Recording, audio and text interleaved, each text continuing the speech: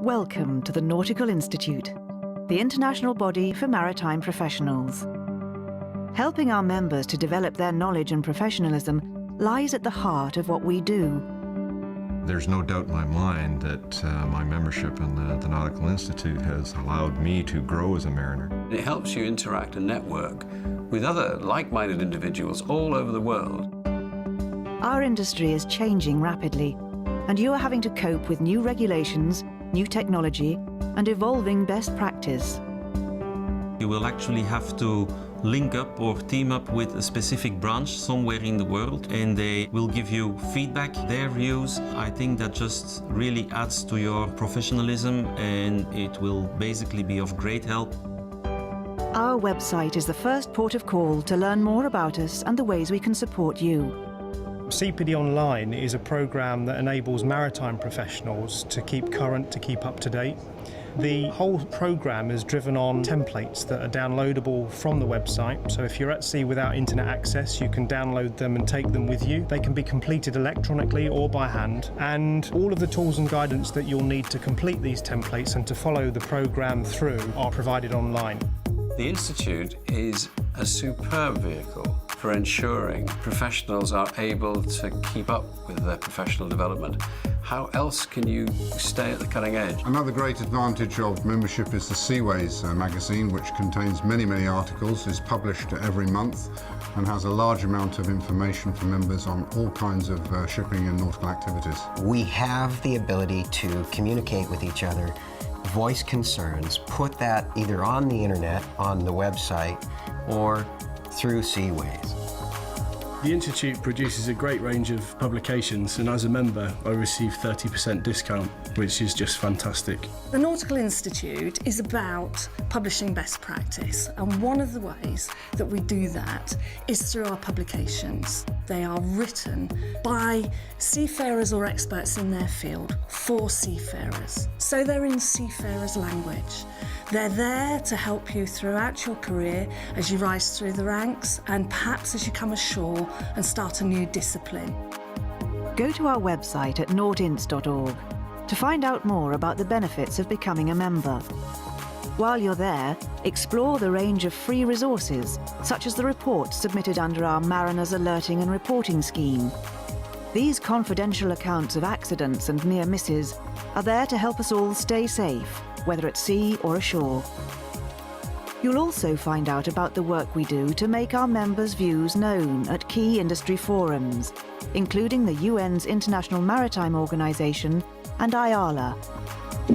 The Institute is at the forefront of making sure that the mariner's voice and the seafarer's voice is heard and given prominence. I think it's really beneficial that the members' views are represented at key international forums such as the IMO, because it gives seafarers a voice. Belonging to the Nautical Institute and Nautical Institute's philosophy of engaging with rather than disputing or debating, to constructively engage with similar bodies with a common aim of running a safe and efficient shipping. That has tremendous value to the sense of control that an individual member feels. The Nautical Institute also offers accreditation services that support industry best practices. As a member of the Nautical Institute, you'll be entitled to use letters after your name, reflecting your professional status.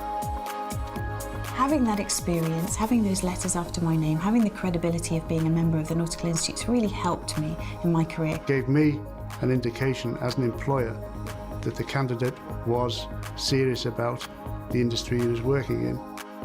You'll also have access to a dedicated members area on our website that includes discounts on entry to leading industry events. There is so much we can offer as a Nautical Institute. Our seminars, our conferences are absolutely top-notch. I got the value of being a member of the Nautical Institute, particularly through networking. I needed to meet these people to advance my career. Run by members for members, the Nautical Institute provides you with the ideal framework to support your professional role within the industry. Want to know more? Email us at member@nautinst.org or call us on 020 7928 1351. That's London, so dial country code 44 if calling from outside the UK. We'd love to hear from you. We have a tendency, mariners do, to believe that our way, in our little part of the world, this must be the only way to do it. And of course, there's 1,000 ways to do it. And that broadening of our horizons, it's good for everybody. The Nautical Institute provides that platform. It's a wonderful organisation which has an outreach which is worldwide. Without the Nautical Institute, I don't think I would be the mariner I am today. As an international, independent and self-governing body, the Nautical Institute is here to serve you throughout your career as a maritime professional.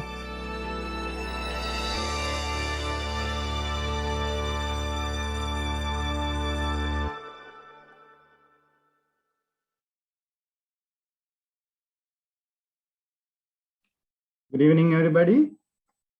I'm Keshawa Liyanage. On behalf of Youth Forum of the Nautical Institute Sri Lanka branch, let me welcome all of you to today's our third mini webinar on Office of the Watch series. So our theme today is basic ship handling, the pivot point. To talk about our subject, we have a very experienced master mariner today with us. He is not only about his sea career, I have to mention that he is holding a degree in law and reading for attorney, and he's a very experienced and well-known maritime lecturer and a former simulator instructor. He's the founder and general manager of McLaren's Maritime Academy, and the general manager Ocean Service Limited department in McLaren's Maritime Survey Department. Gentlemen, I like to remind you to mute your microphones if you are joining right away. Please check your microphones. Yes, we can hear you. Telling more about Captain Dhakshina. So he's a general manager and Interocean in the Interocean Service Limited and head of the department in McLaren's Maritime Survey Department. He's a member of Ceylon Chamber of Commerce, certified marine and PNI surveyor, and he's conducting special projects, IOI fleet marine insurance matters and express pearl salvage incidents as well. So apart from those, he's pending for 2 patents, especially one for the today's subject as well. And he have published 4 research papers. And also he's developing marine software and mobile application and statistic. He's also a statistician. And maintaining a website and YouTube channel of the maritime education and training as well. So to discuss today's topic, so let me welcome Captain Dhakshina Perera. Captain, it's over to you. Thank you, Keshawa. Thank you, gentlemen. Warm good evening to you all. So shall I start the lecture straight away, Keshawa? Yes, Captain, please go ahead. Yeah, I hope all of you can see me, as well as I'm going to change my camera to the paper so that it is easy to explain by using the paper. Just give me a minute.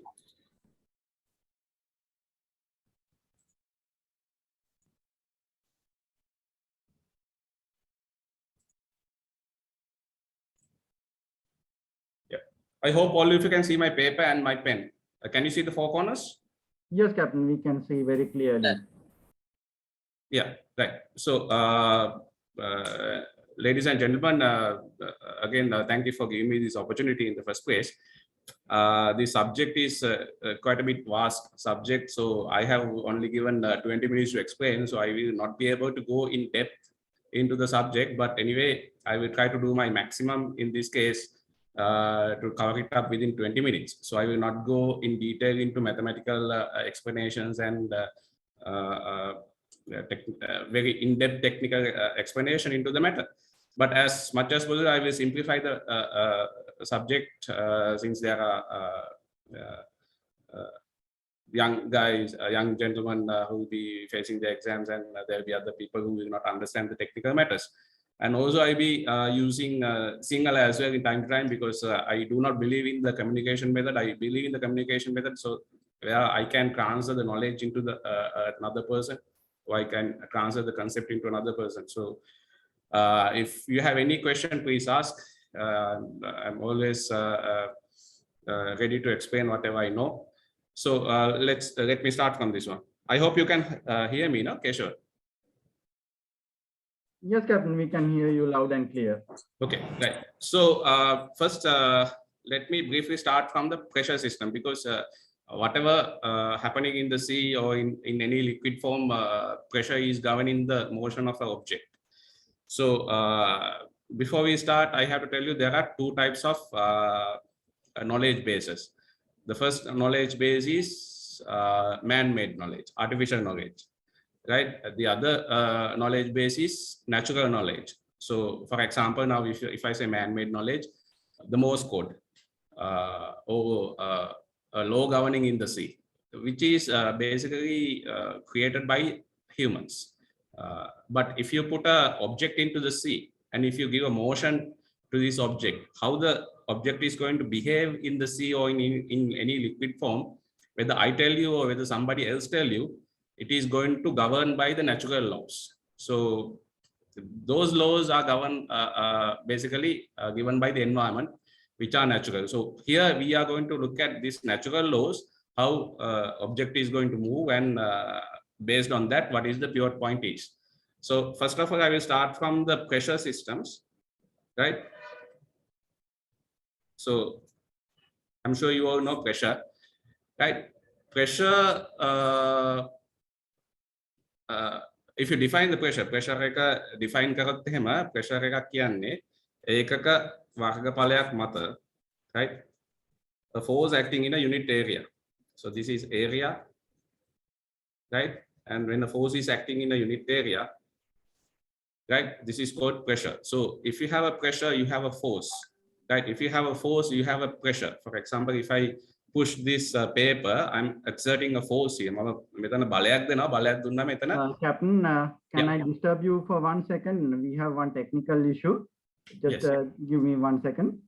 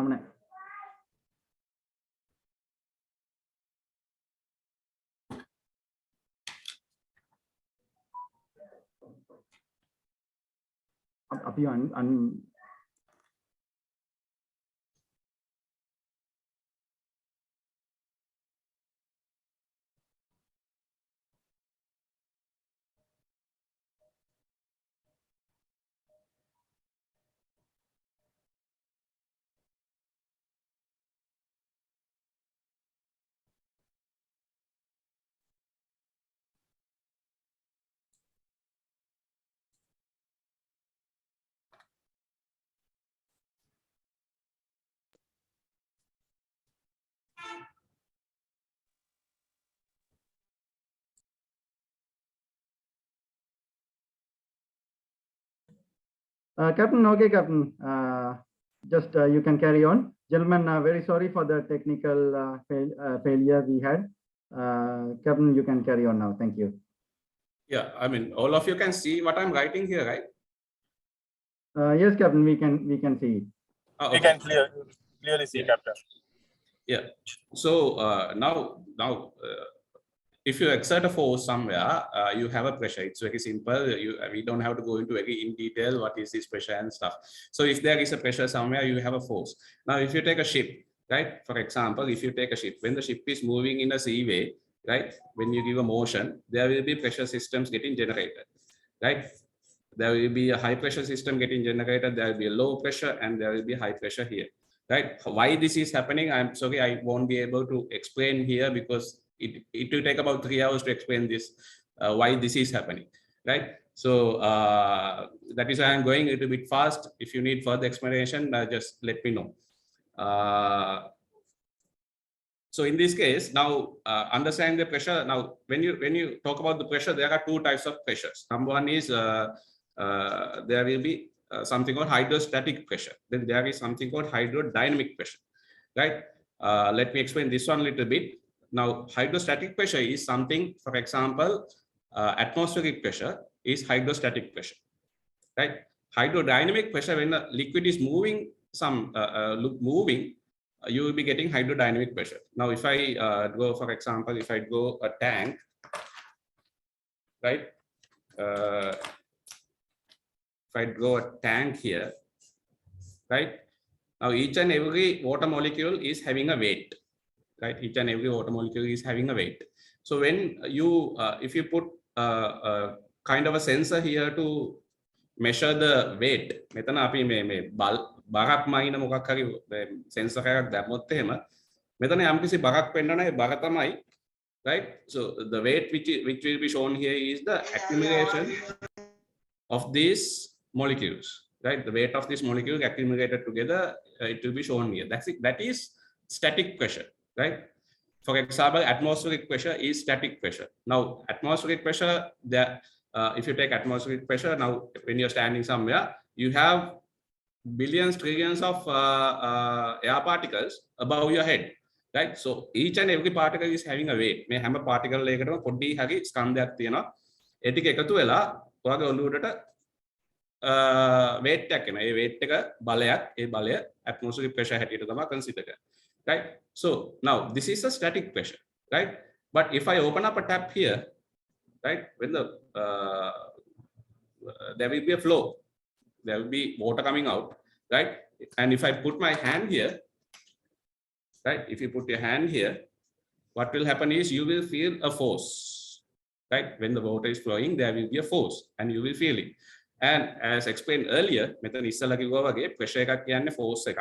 එතකොට මේ force එක දැනෙනවයි කියන්නේ, force එකක් අතට දැනෙනවයි කියන්නේ මෙතන pressure එකක් තියෙනවා. මේක තමයි dynamic pressure. This is called the dynamic pressure, right? So static pressure is basically static ස්ථායි බලයක්. මේක when it is moving only, you have the dynamic pressure, right? So if I take a pipeline, right? Now you will be wondering why I am explaining this pressure when it comes to the pivot point. You will see it later, right? Now if I take a pipeline, for example, with a reducer, then pipeline එක මෙතන reduce වෙලා යනවා මේ වගේ equipments නැවල ගොඩක් තියෙනවා. ඒක deductor කියලා කියනවා. මම මෙතන explain කරන්න නැහැ ඒක in detail, right? දැන් හිතන්න මෙතනින් යනවා වතුර පාරක්. ඒ වතුර පාර squeeze වෙලා මෙතනින් එළියට එනවා, right? So when you squeeze something, for example, when you're watering your plants at home, right? When you squeeze the end of the pipe or the hose, what will happen? The water velocity will increase, isn't it? So the same thing will happen here, right? මෙතන squeeze set එකම velocity එක වැඩි වෙනවා. දැන් අපි ඉස්සලා පොඩ්ඩක් මම පොඩි maths part එක මෙතන පෙන්නනවා. ඒක එච්චර හිතන්න එපා වැඩි. Hydrostatic pressure එක අපි දෙන්නේ H-G කියන formula එකෙන්. එතකොට hydrodynamic pressure එක දෙන්නේ භාගයයි ඒ liquid එකේ ඝනත්වය rho වැඩි කිරීම liquid එකේ වේගය. දැන් මට මේක in detail explain කරන්න බෑ. So මේ time period එකේ හින්දා, right? But anyway, now this is velocity, right? This is static pressure. This is called the dynamic pressure. දැන් මේ physics දන්න කට්ටිය දන්න ඇති මේ kinetic energy එකෙන් තමයි මේක මේ චාලක ශක්තියෙන් තමයි මේක මේ ෆෝමියුලා එක අරන් තියෙන්නේ. දැන් ඒ ගැන හිතන්න එපා. මේ velocity කියන කැලල විතරක් බලන්න. දැන් බර්නෝලි කියලා හිටිය මිනිස්සෙක්, බර්නෝලි කියලා scientist කෙනෙක්. There was a scientist called Bernoulli. He basically explained that the static pressure and the dynamic pressure, if you add these two, it will always equals to constant. මේ දෙක එකතු කරාම හැමතිස්සෙම constant එකකට සමානයි. Okay, so what will happen when if there is a constant, right? To maintain this constant, if you increase the velocity here, you can see it here. If you increase the flow velocity, then මේ වගේ තැනක flow velocity එක increase කරොත්, right? මේ velocity එක increase කරොත් මේ සම්පූර්ණ hydrodynamic pressure කැලේ උඩට යනවා, right?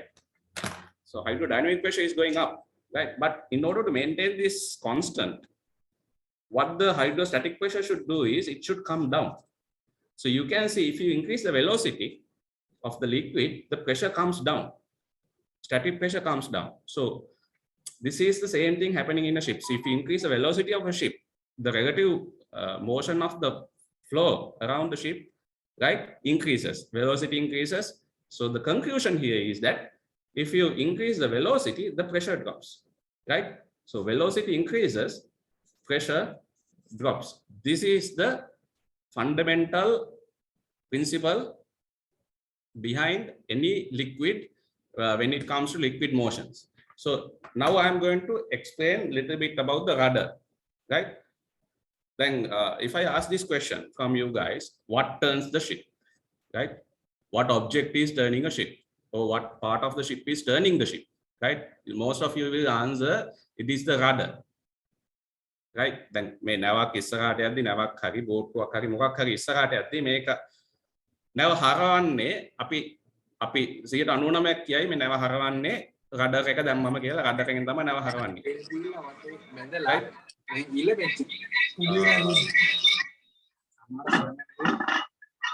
Gentlemen, somebody's mic is on.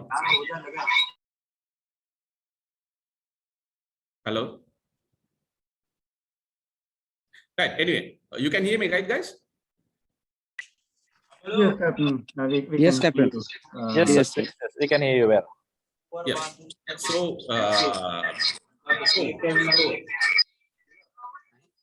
So the rudder, I mean, almost all of you will tell that the rudder is turning the ship. But if you look at the hydrodynamic principles, you will see later whether the rudder is actually turning the ship or not, right?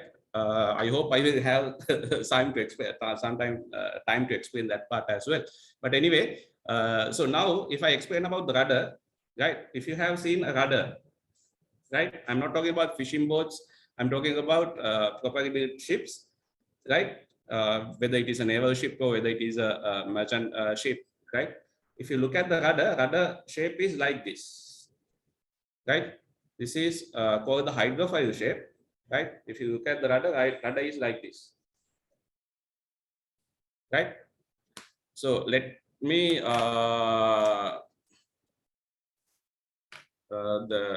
why this shape is, again, it will take quite a bit of time to explain why they come up with this shape. But anyway, let me go to the next. So now,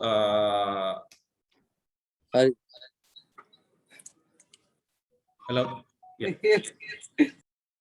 So if I will draw the ship smaller, but I will draw the ship larger, right? When we put the rudder, for example, if you, sorry, my rudder is a bit bigger than the ship just for the explanation purposes, right? When the ship is moving forward, you will see that there is a flow coming of a water flow will be coming, and there will be some amount of water will be moving around the ship and meeting each other here, and there will be another amount water flow will be coming from this side. So now you can see this is the flow, and these two flow should meet each other here, right? If they do not meet, there will be another effect will be happening. There will be something called turbulence will happen, right? Again, I'm sorry, I will not be able to explain that part because it will go beyond the 20 minutes, right? So why this turbulence and why the rudder is 45 maximum 40 degrees and why it is not 60 degrees, why it is not 60 degrees only, everything can be explained from here, but this is not the time. So but anyway, now you can see there will be two types of flows coming from the sides, right? And if I put a particle, two particles here, right? If I put two particles here, one particle here and one water particle here, this particle will travel along here and this particle will travel along this side. So you can see by looking at this straight away, because of this rudder shape, one particle travels more distance compared to the other particle. You can see that, right? Because of this shape, because of this hydrophile shape, one particle is traveling more distance compared to the other particle, right? So that means this is happening within the same time frame. because these two needs to meet each other at the same point. If they do not meet each other, that means there will be turbulence behind the rudder, which we don't need, right? There are so many other effects if there is turbulence getting created behind the rudder, right? rudder එක particle එකක් මෙතන ඉඳලා මෙතනට එනවා, අනිත් particle එක මේක වටෙන් ඇවිල්ලා මෙතනට එනවා. එතකොට මේ දෙන්නම එකම වෙලාවෙ හම්බෙන්න නම් මෙයා distance එක මෙයාගේ distance එක වැඩි, එයා ගමන් කරන මෙයාගේ distance එක අඩුයි. So from that you can understand this is the same time period. මේකම time period එකේ මේක වෙන්නේ හින්දා මෙයාගේ වේගය වැඩි වෙන්න ඕනේ. මෙයාගේ velocity එක, right? මෙයාගේ velocity එකට සාපේක්ෂව මෙයාගේ velocity එක වැඩි වෙන්න ඕනේ. You can see that, right? එයාට ගමන් කරන්න තියෙන දුර වැඩි, right? So velocity increases as per the Bernoulli's theory. Velocity increases, right? Pressure drops, right? So when the pressure is dropping, there will be a low pressure getting created and there will be high pressure getting created. So you know the pressure is a force. As I told you, pressure is a force. Pressure කියන්නේ බලය. මේ පැත්තේ high pressure එකක් comparatively මේ පැත්තේ low pressure එකක්. අයි එහෙම උනේ මෙයාගේ velocity වැඩි, මෙයාගේ ඒක shape මේ shape එකෙන් තමයි achieve කරේ. ඒක. මේ shape එකට හිතන්න දැන් මාළු බෝට් එක වගේ කෙලින් මෙහෙම rudder එකක් දැම්මොත් එහෙම මේක achieve කරන්න බෑ. Right? So it's the shape which achieves, and මේ shape එක so many testing, after so many testing, there are so many cross sections of the rudders, and they have done so many testing and came up with the very efficient rudder system, right? Now the present merchant ships are having. But anyway, now if you look at the high pressure and low pressure, there will be a force getting created. High pressure කියන්නේ force එකක්, low pressure කියන්නේ මේට වඩා අඩු force එකක්. ඒතකොට මේ දෙන්නගේ resultant එකක් getting create වෙනවා මෙන්න මේ පැත්තට. නැව යන්නේ මෙහෙම resultant එක තියෙන්නේ මෙහෙට. මම මෙතනින් දැනට පොඩ්ඩක් නවත්තනවා pivot point එකට ගිහිල්ලා එන්න. right? මේ part එකෙන් පොඩ්ඩක් නවත්තලා pivot point එකට යනවා. දැන් මම pivot let me explain the pivot point first. Right? Now pivot point is very simple. Pivot point කියන්නේ මොකක්ද? මේක මම කැරකෙව්වොත් එහෙම. Okay. මේක මම කැරකෙව්වොත් එහෙම මේ point එකක් වටේ තමයි හැරෙන්නේ. මොකක් හරි point එකක් වටේ තමයි මේක හැරෙන්නේ. Right? So මේ point එක වටේ දැන් vessel එකක් ගත්තොත් එහෙම vessel එකක් ගත්තොත් vessel එකක් හරි ඕනෑම මුහුදේ තියෙන වස්තුවක් ගත්තොත් එහෙම ඒ වස්තුවට motion වර්ග 6ක් තියෙනවා. Right? ඒකට කියන්නේ freedom of motion. ඒ කියන්නේ ගමන් කරන්න තියෙන freedom එක. Right? If I take my hand, for example, if I take my hand, I have freedom only this. I cannot touch my back of the hand up to here. That freedom is not there, right? So so the freedom of motion, if you take a ship, right, there are 6 type of freedom. Ship can go up and down, right? In a seaway, it can go up and down, it can go forward and aft, right? And it can go sideways. So these are linear motions. නැත්නම් මේක line එකක් දිගේ ගමන් කරන motions ටිකක්. Right? So there are 3 linear motions, and a ship can roll, right? And also ship can pitch. Roll වෙනවා කියන්නේ මෙහෙම වෙනවා, pitch වෙනවා කියන්නේ මෙහෙම වෙනවා. Right? And also it can yaw. Yaw කියන්නේ මෙහෙම මේක ship එකේ ගත්තොත් මෙහෙම motion එකකුත් තියෙනවා. දැන් හිතන්න මෙතනින් ටග් එකක් තල්ලු කරනවා. අනිත් පැත්තෙන් ටග් එකක් තල්ලු කරනවා, ship එක turn වෙනවා. So this is yaw motion. Right? So you can see 3 circular motions there. So every circular motion is having a point where it is turning. Right? So if you take the roll motion, right? If you take the roll motion, the point which is turning around is a point called center of flotation. Right?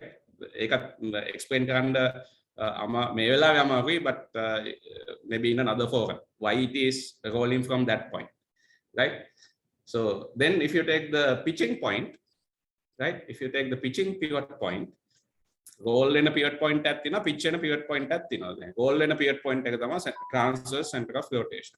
එතකොට pitch in a pivot point එක තමයි longitudinal center of flotation කියලා එකට කියන්නේ. Don't worry, even if you do not understand, that is totally fine. Right? Then when the ship is moving in a seaway, this yaw pivot point, then මෙහෙම vessel එකක් යද්දී එලින් යන තාක්කල් ප්‍රශ්නයක් නැහැ, circular motion එකක් නැතුව. But as soon as it start turning, right? As soon as it start turning, there will be a yaw pivot point, but that pivot point, now the roll pivot point and the pitching pivot point are fixed points. Those are fixed points. But if you take the yaw pivot point, it is not a fixed point. Even it can go outside the ship even. We'll explain that one, why it can go outside. It can go outside the ship, right? So now assume that the ship is moving. Assume that the ship is moving in a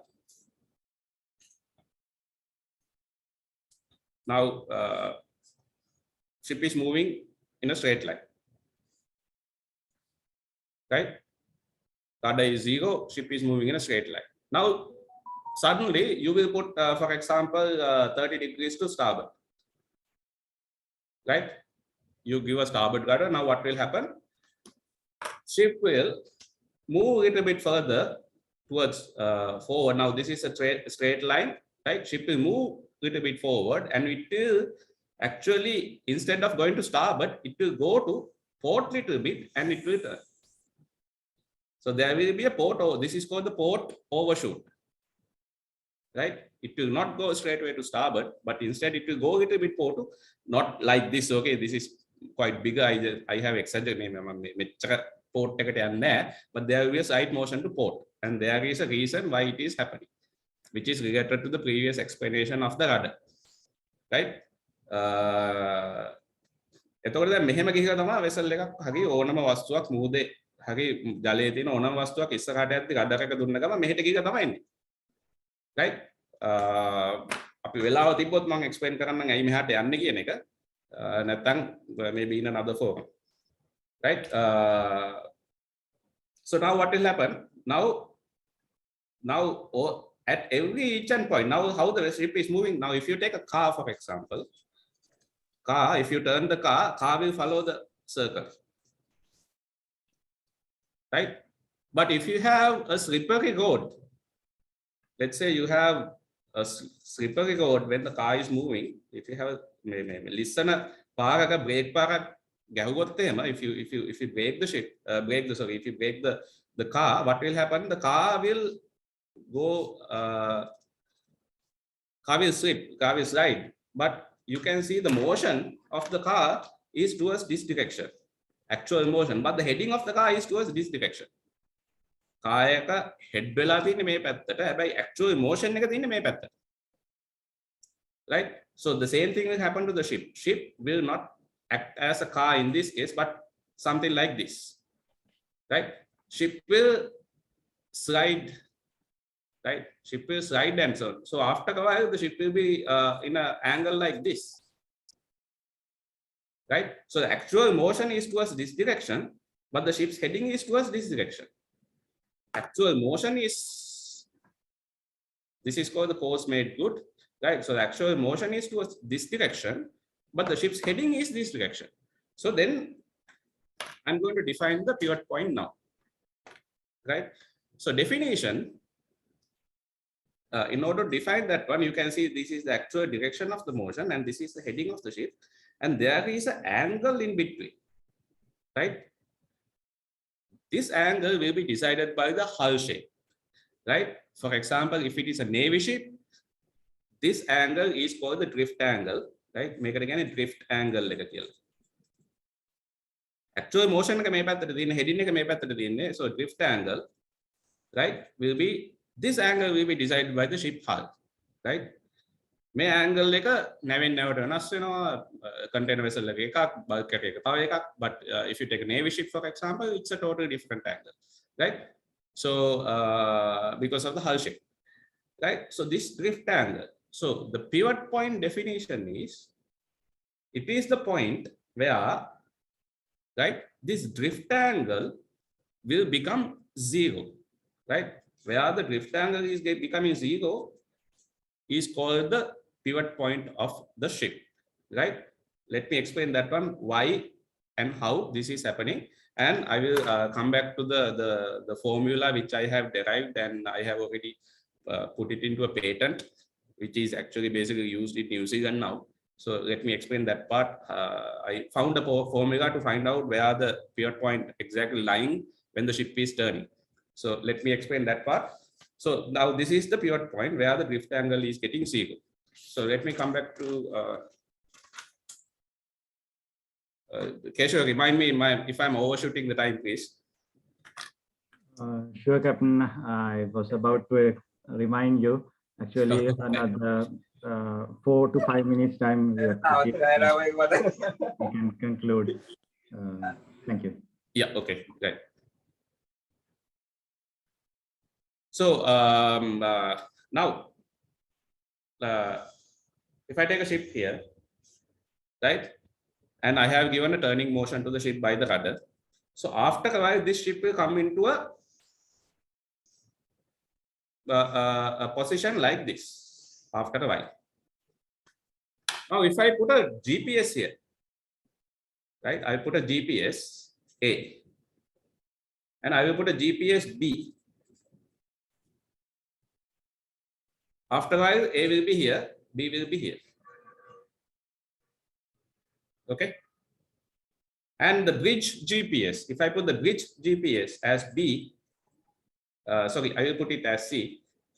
Now this is the bridge and this is the GPS of the bridge, right? Then मैं bridge के देना GPS एक मैं forward GPS से कोई पिछले पास GPS से कोई मांग high करा. ठीक है लाओ कि नवा मैंने मैं situation ने कटाई करती है ने turning motion ने खिंदा, right? It could be whatever the let's say tag के इंतालु का कटाई के मुका खाली turning motion ने खिंदा, right? So the B will be here, A will be here, and C will be here. Now if I connect B and B, මේ GPS එකෙන් පෙන්නන්නේ එයාගේ course made good එක හැටියට නැත්නම් course එක හැටියට GPS course එක හැටියට මේක. එතකොට මේ GPS එකෙන් පෙන්නන්නේ එයාගේ course එක හැටියට මේක.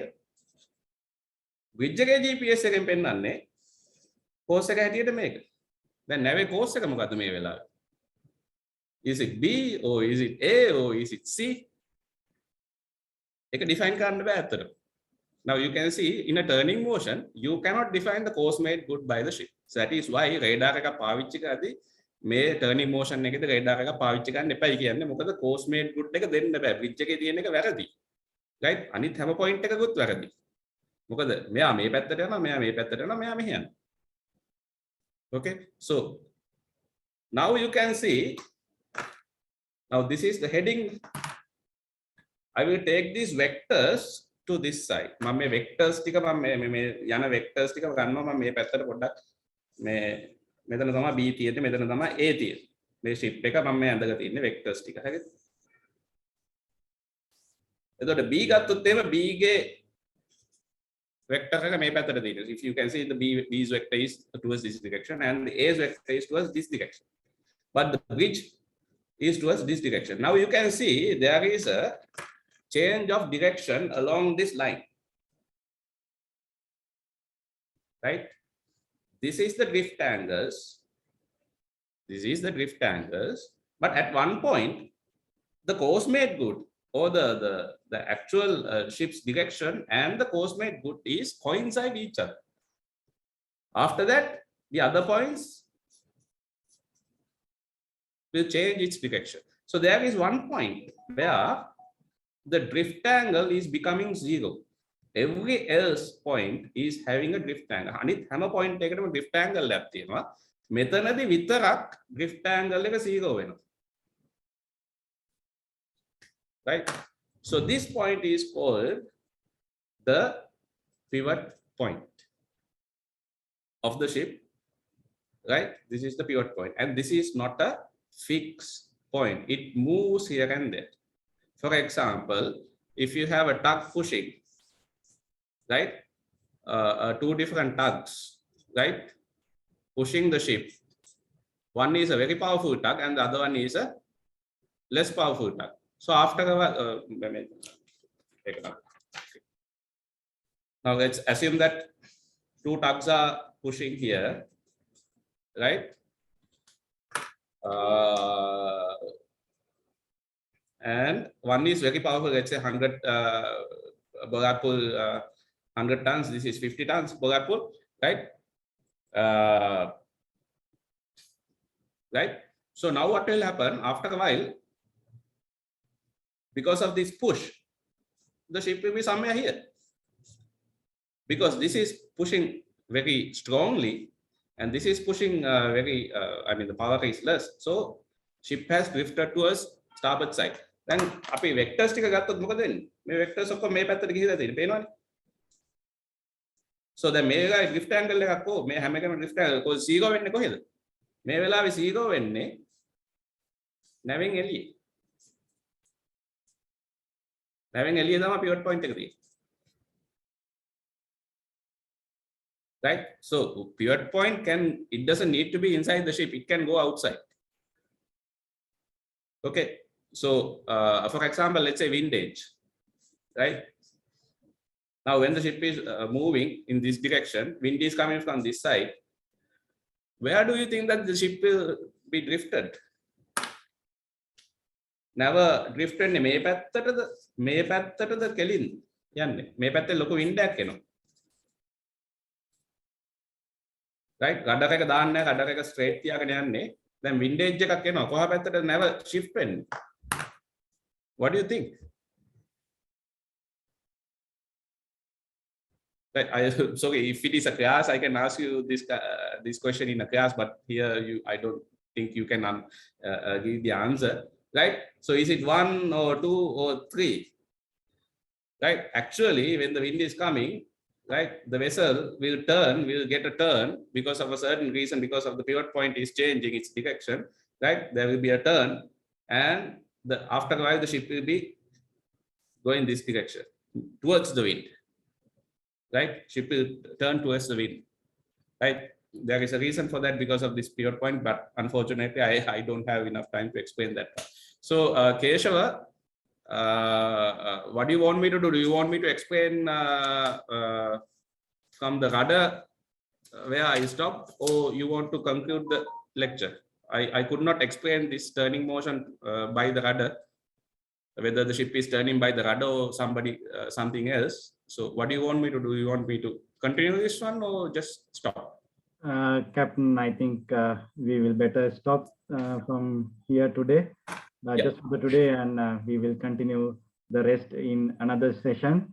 Actually, it's very understood that this is a very deep subject with a lot of mathematical definitions, and of course you are holding a patent for the same subject, and it is very important as a professional mariners, especially for the merchant mariners and also for the Sri Lanka Navy personnel, to understand the natural science behind our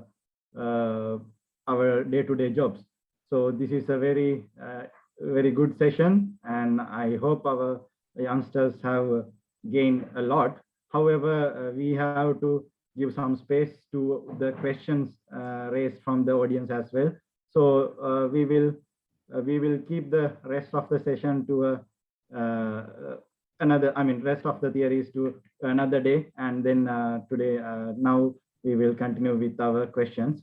So we got a lot of questions from our lead team and youth forum lead team, and then the youth forum, and also in this chat as well.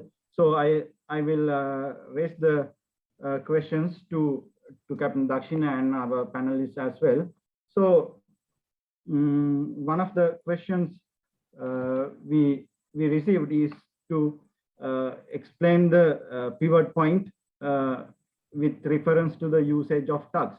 So to discuss this one, we have another very well-known personnel especially in the Sri Lankan Navy. So he's Lieutenant Commander Naleen Perera. He's from Kingswood College, Kandy, and he joined the Sri Lanka Navy in 2002, and then followed the both basic and midshipman training in Naval Maritime Academy, Sir John Kotalawala Defence University, and then he obtained his Defence Studies BSc Management and Technical Science degree from the Kotalawala Defence University. Then he's he's executive branch officer at and he's completed his sub-lieutenant technical college in Trincomalee, and then he qualified in Defense Service Command and Staff College, Sapugaskanda, and then he's holding master degree of Defense Strategic Unit and Defense College, Kotalavala as well. So apart from this, he's having a lot of he have done a lot of trainings, and he have sailed on a lot of Navy vessels, and then he have very experienced Navy officer with a lot of varieties of the naval ships in our Sri Lanka Navy. So let me welcome Lieutenant Commander Naleen Perera. Can you hear us, Lieutenant Commander Naleen? Yes, Keshawa. I hope you can hear me well and see me well. Yes, Lieutenant Commander, we can read you loud and clear. So let me shoot the question to you. So it is about the tugs. So of course, when we enter in ports, not every time we get the tugs with similar bollard pull, and for the maneuvering in the practical usage, the tugs are very important. So with reference to pivot point, and also with your experience in the Sri Lankan Navy, can you briefly explain the use of the tugs and with reference to the pivot point? Okay, my question is clear. Yeah. Thank you very much for the opportunity, and of course, this is very much related to our Sri Lankan naval side. Give me a few seconds to connect with there are a few slides which I have prepared for to explain something in this presentation.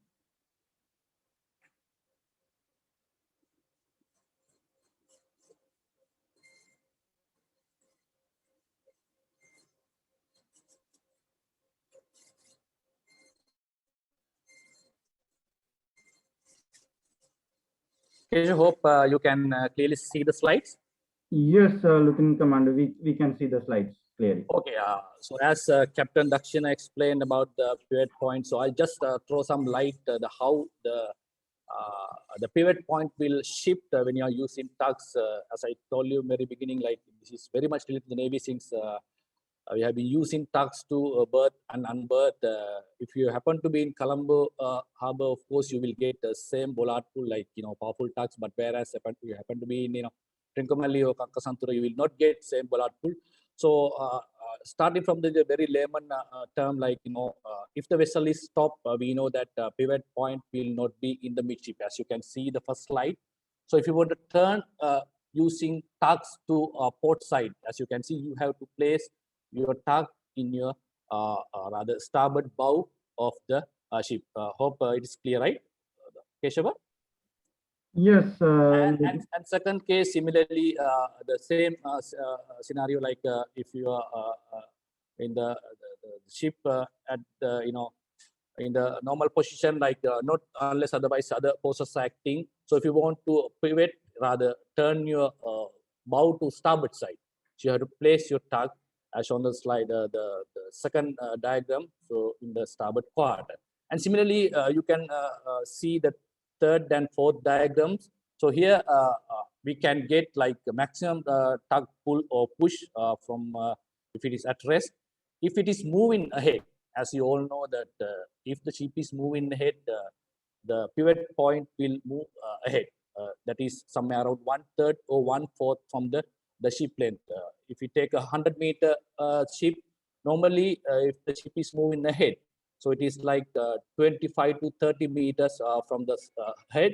And if it is moving stern, we know that it is from stern to 25 to 30 meters. So if you place your tug as for the fourth diagram here, you will get less bollard pull or a push because the pivot point is positioning in front of the forward part of the ship. And if I go further, if you are given a two tugs with same bollard pull or push, you can naturally push or pull towards the pier. And casting off also, you can pull similarly without changing your lever. And if you happen to use disable tug, as you can see from this slide, rather picture. So if you moving ahead, you know that the pivot point will shift forward. Whereas the push and pull power of this tug will vary less. Whereas the tug you place at the stern will give maximum push and pull to the ship. And whereas if you are moving to stern, we know that the pivot point will shift to stern. So similarly, so you can have less pull, the tug place at stern, whereas you can have maximum pull or push from the forward placing tug. So that's what I want to, to explain with my experience. Hope anybody can add, or maybe Captain Dhakshina will add something regarding that. Hope, thank you, Commander. Thank you. I appreciate for your very practical explanation with the diagrams. Sure, we will try to catch up more questions. So for the next question regarding the pivot point webinar today, I would like to introduce you another very reputed lecture, especially in the simulator training. That is Mr. Samadhi Madhavala Disanayaka. So he's very highly experienced lecturer in simulator training and assessor and maritime research in Department of Marine Simulation of SINEC Maritime Campus, Sri Lanka. He teaches and trains management level, operational level, and support level colleagues, and he's conducting bridge resource management, marine radar, ECDIS, and all other simulator trainings in SINEC Maritime University. Also, he received simulator training in ALAM Malaysia, jointly conducted with International Maritime Organization. So we have today Mr. Samadhi Madhavala Disanayaka is with us. Sir, can you hear us? Yeah, I can hear you clearly. Thank you, Mr. Samadhi. So it's a privilege to have you here with us today webinar also. So with reference to the pivot point, we got one question about use of anchor. So like when we are anchoring, position of the pivot point, that is one question. And then the use of anchor to stop the vessel with reference to the pivot point. So Mr. Samadhi, can you explain to us about the pivot point with reference to the anchor? Yeah, well, let me thank you all for having me here and the opportunity. And going straight to the question, if we have understood what is the definition of pivot point correctly, then it will be very easy for us to understand how the pivot point will behave in any condition, right? So as Captain Dhakshina explained, it is a point where you have zero drift angle. And let me tell you something about another little bit much scientific explanation about the pivot point. The pivot point is considered as the point where all the hydrodynamic forces on the ship will be acting on. Hydrodynamic forces, I think I will not use time for explaining these things. But if you can understand what is a hydrodynamic force, now as Captain Dhakshina already made you clear about it. So when we put, just imagine there are 2-3 methods that we use the anchor. So just imagine the pivot point as a free, maybe a ball like. Now, just for your visualization purpose. Then think of that ball is under one force pushing it. Then think of that ball is being pushed by force ahead, and when the ball tries to move ahead, then there won't be much resistance ahead of it. But as the ball starts to accelerate, the resistance starts to grow, And due to the resistance, the ball is going to experience another opposing force also. As the time goes on, if the force exerted by the initial force is a constant one, then what happens? The acceleration will be reduced to minimum, and at what time it will become zero when the resistance force and the propulsive force strike a balance. So then we can say the pivot point is settled down between these forces. Right? So I just wanted to make the point, the pivot point is not a static thing. It will be moving until it reaches the position where the hydrodynamic forces are going to have an equilibrium, or we say a balance. So when we come back to the topic, so if you drop the anchor or if you give a push or pull, the equilibrium will be broken into the same side of the force. So the pivot point will move into that direction, right? The pivot point will try to move towards the direction of the force. So if you drop the anchor, then on the force pipe there will be a additional force acting on it. So if you are moving forward, then if you drop the anchor, your pivot point will jump to your force pipe. Then you can consider it's like you are suddenly going on the road and somebody pull you from your ear. So then you will be going around. So it's same thing like that. So if you drop the anchor while moving, no matter what you do, your pivot point jumps into the force pipe. So you'll be pivoted from there. So that is the answer for the first question. So the other thing, if you want more effectiveness from the hull force, so we say hull lift, then what you can do, if you drop your anchor about maybe underfoot, just to hug the ground, not to hold it, then the moment of the moment created by... Mr. Samadhi, can you, sorry to disturb you, just to add up with your explanation, can you briefly explain about the underfoot, how to use this one also to our young crowd with a very underfoot means the underfoot means when you drop your anchor about 1 to 1.5 times the depth available. That's called underfoot. Yeah, thank you. Yeah. You can carry on with. Okay. So when the anchor is hanging from from the when you drop the anchor like that, the anchor is not touching the bottom, maybe barely touching the ground. But the advantage of doing so is that will create a force into the direction of travel. That means if you're going forward, it will give a force towards the forward, which will attract your pivot point, so that it will increase the distance from your rudder to the pivot point, thus increasing the effectiveness of your rudder.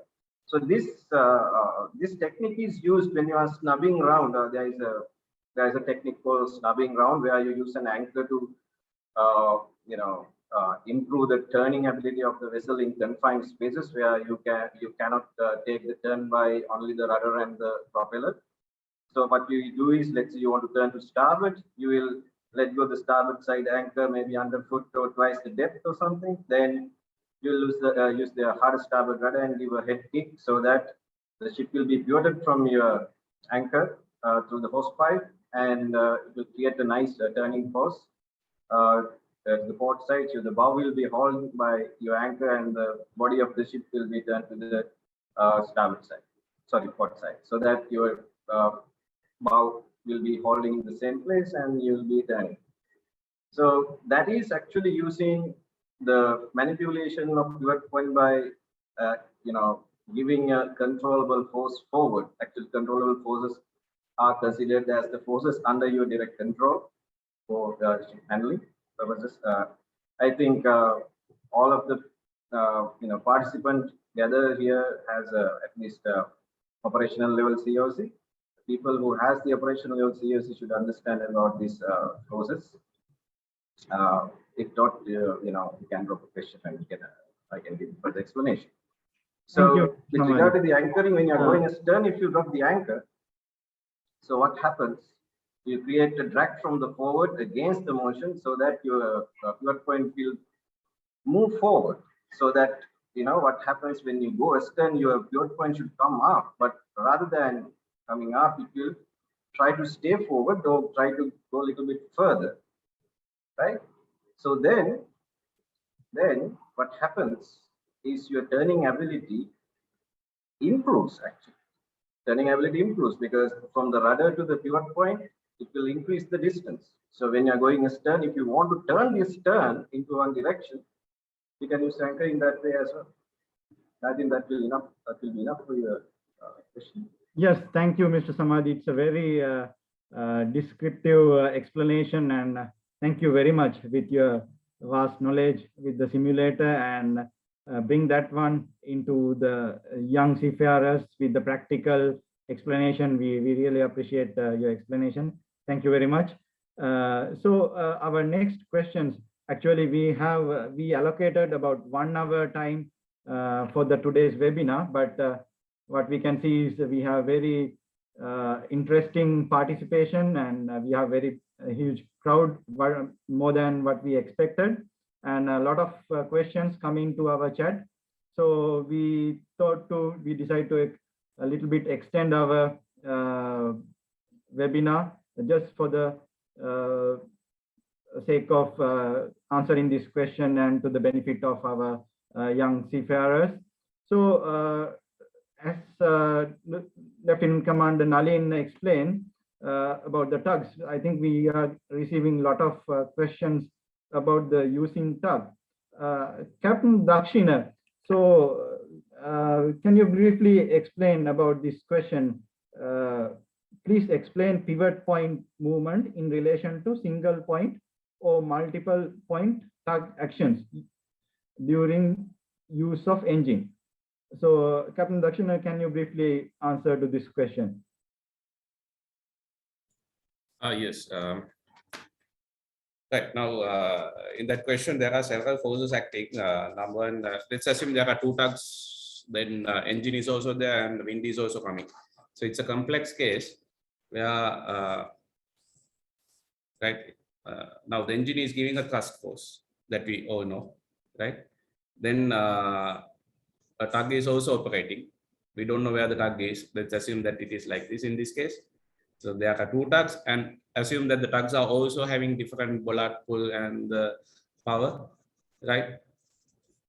Different pulls. Then the thrust force is acting forward. It is a head kick. And at the same time, wind is coming from somewhere, right? So now this is a very complex situation, right? So in order to understand this type of situation, you cannot give a clear-cut answer that this is where the pivot point is. First, we have to look at the motion of the vessel in this case. Now, what is dominating here? Now, if I put one single point here, this is a little bit of mathematics, okay? If I put one single point here, you can see this force, right? Let's say this is T1, this is T2, then you have the thrust force TH, then you have the wind, right?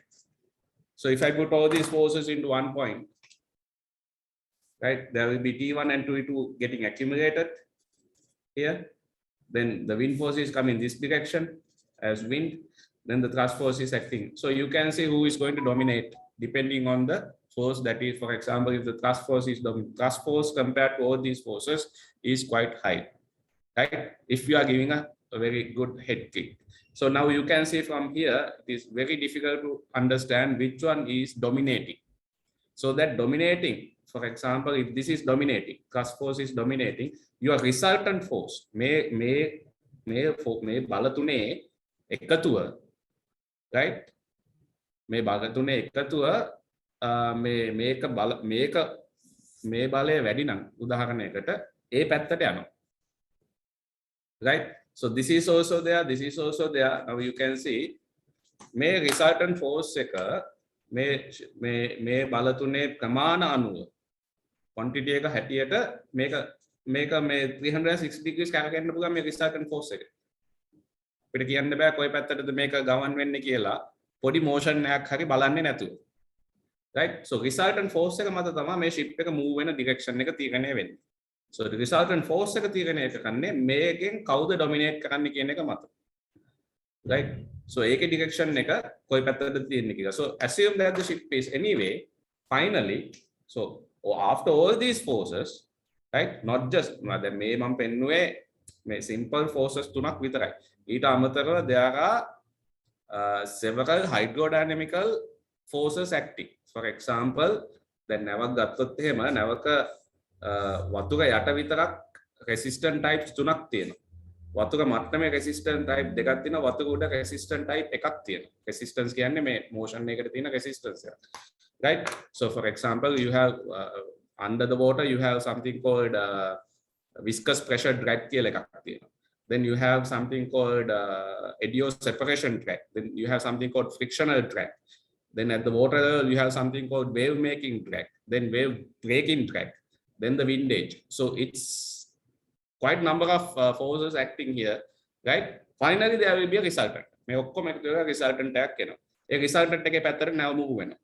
Right? Move වෙද්දී උදාහරණයකට මේ පැත්තට move වුණොත් මෙහෙම, right? As per the drift angle explanation, you can see that this point is moving towards this direction. This point is moving towards this direction. So now if you draw the line, you can see that this is what is happening where the drift angle is becoming zero outside the ship somewhere here. Assume that the ship is moving this direction, right? Let's say you have given a stern kick, right? And with the tugs and the wind from this direction, if the ship is somewhere here, for example, then if I draw the points here, you can see that, right? You can see that this vector is changing its direction.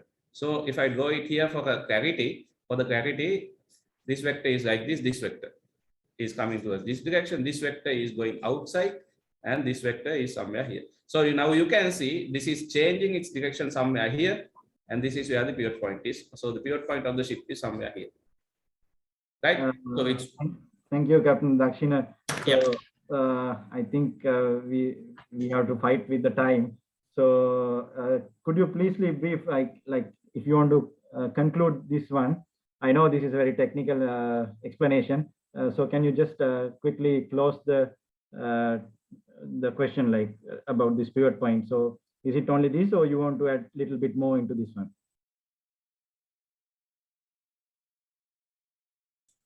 If I conclude finally, it all depends on where the resultant force is acting, right? What is governing it all depends on where the ship is in the next second, where the ship is going to be.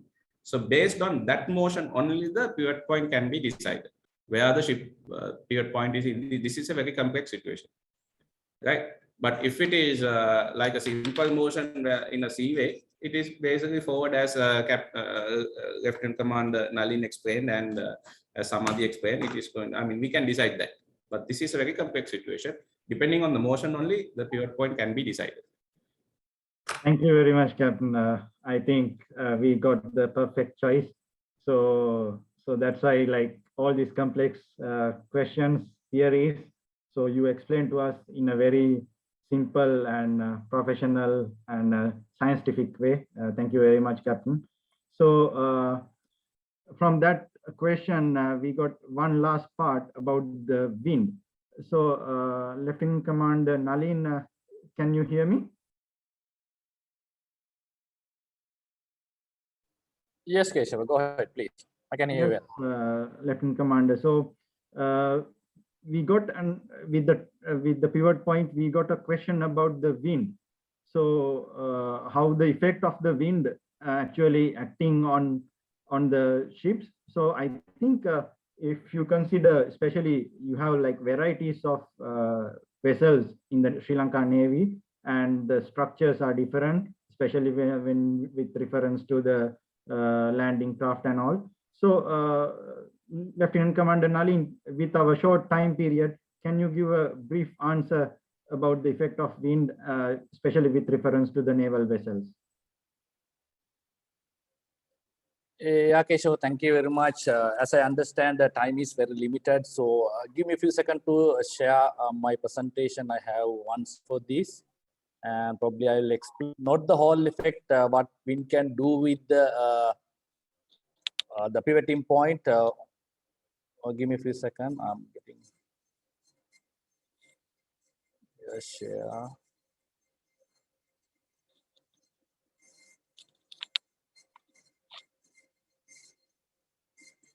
Yes. Hope is finished, right?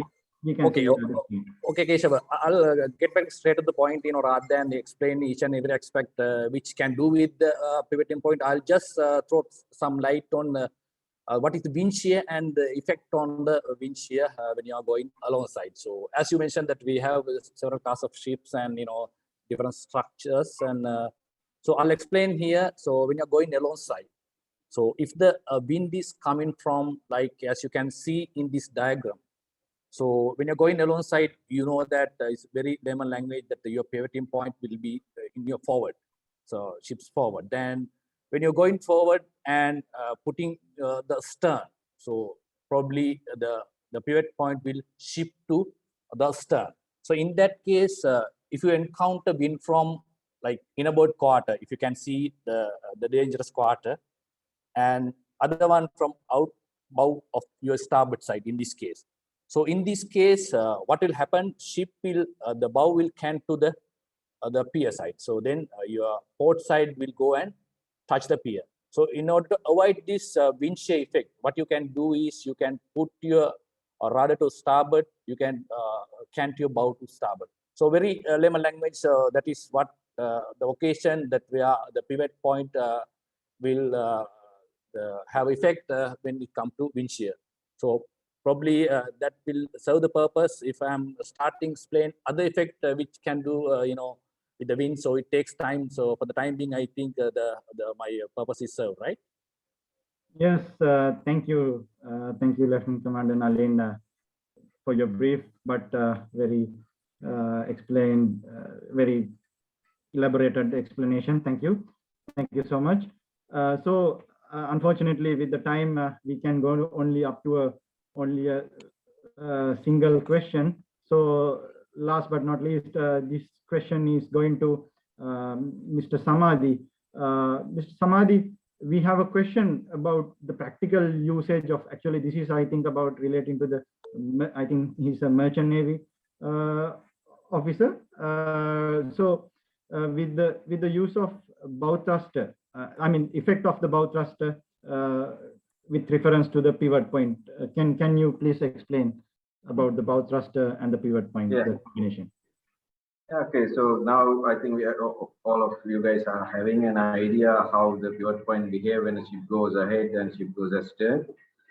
So let's say bow thruster, so it is near the bow, and when you are going ahead, your pivot point is forward. So the lever created by the bow thruster plus, not plus, bow thruster into the distance from the bow thruster to the pivot point is less. So as long as you go ahead, your bow thruster is less effective in turning the vessel. As the speed reduces, your bow thruster effect while you are going ahead will increase. So if you start increasing the speed, your bow thruster effect will start to reduce. At one point, your bow thruster effect to turn the vessel will be 0. At that speed, actually that speed is given in your maneuvering characteristics. That will be given like the limiting speed, or bow thruster will not be effective above 6 knots, 5 knots, 7 knots, like that. So what happens is at that time the outflow or the discharge from your bow thruster will start to bend towards your vessel's side. Then it will be dividing its force to 2. Then one part will be pushing your vessel ahead, and the other part is the only part which will try to push the vessel right to the sideways for turning. But at that time, the pivot point is also closer, then you will have no effect. Then bow thruster will be pushing you ahead rather than turning. So the other thing, when you are going astern, that will improve your effectiveness of your bow thruster, because when you start moving astern, your pivot point jumps astern by increasing the length of the lever. And when you start using bow thruster while you are moving astern, bow thruster will be having a very effective result. Very effective result as long as you move astern. Even if you started accelerating your vessel astern, you will have pretty much improved effectiveness of your bow thrust. So, is that enough? Yes, thank you, Mr. Samadhi. Yes, it's a very detailed explanation. Thank you so much. You brought the practical aspect of the pivot point very nicely. You explained it to our young crowd very nicely. Thank you. Thank you, Mr. Samadhi. So, ladies and gentlemen, so this is the conclusion of our webinar. From the beginning onwards, it was a battle between time.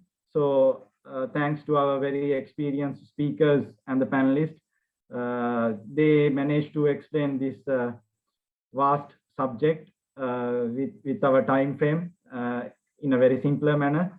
So thank you very much for the speaker, Captain Dhakshina, and the panelist, Lieutenant Commander Naleen Perera, and then Mr. Samadhi. With your busy schedules, you managed to give us your precious time for the benefit of youth in Sri Lankan Merchant Navy and the Sri Lankan Navy, all the mariners. So thank you very much. We really appreciate your efforts, sir. And all the participants, thank you so much. We had a very good crowd today, and a lot of questions came through. And so I like to remind you, we know that we have a few problems in Sri Lanka at the moment with the power cut and with the connections. So Sri Lanka Nautical Institute Youth Forum, we created a YouTube channel in the YouTube. So whatever today's webinar, it will be directly posted in the YouTube. So later on also you can share with your friends. And if any questions coming, you can directly raise that one in our youth forum. So we will try to answer all those questions with the assistance of our panelist and the speaker. So that's all, gentlemen. Thank you very much for your time and participation, and good night.